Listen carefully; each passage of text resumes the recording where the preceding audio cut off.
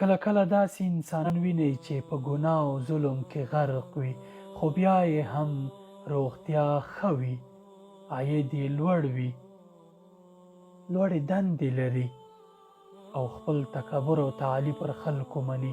د داسې حالت په لیدو باندې انسان ته وهم کېږي چې کیدای شي دغه خلک الله تعالی ته ډېر ګران وي، ځکه دغسې نعمتونه پرې راورېدلي دي او داسې له هر څه پوره دي. نه، داسې نه ده. فلما نسوا ما ذکروا به فتحنا عليهم أبواب كل شيء حتى إذا فرحوا بما أوتوا أخذناهم بغتة فإذا هم مبلسون. الله پاک وایي دغه خلکو چې کله زموږ نصیحت هیر کړ، هغه چې موږ ورته پرې سپارښتنه کړې وه، دوی ته موږ د ټولو شیونو دروازې پرانیستې، تر دې پورې چې په دغو نعمتونو او په دغو هر څه کې دوی ژور لاړل، بیا مو ناڅاپه راونیول تر دې چې دوی ناهیلې پاتې شول.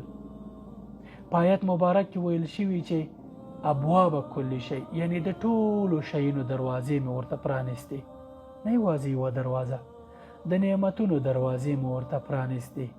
خو کله چې دوی په دغه څه باندې متکبر شو او ظلم یې شروع کو، بېلارې شول، ناڅاپه مو راونیول او دوی ناهیلې شول، یعنی هر څه ترې پاتې شول.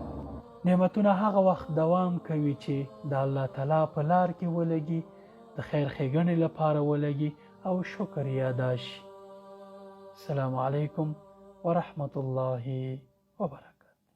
که چیرې تاسې په بهرنیو هیوادونو کې ژوند کوئ، وخت نه لرئ، یا جوماتونه یا اسلامي مرکزونه له تاسې لرې دي او غواړئ چې قرآن کریم زده کړئ او په ژوند کې له کړاوونو بچ شئ، میزان اکاډمي ستاسې په خدمت کې ده. موږ ستاسې لپاره د دیني زده کړو د اسانه کولو لپاره میزان اکاډمي جوړه کړې.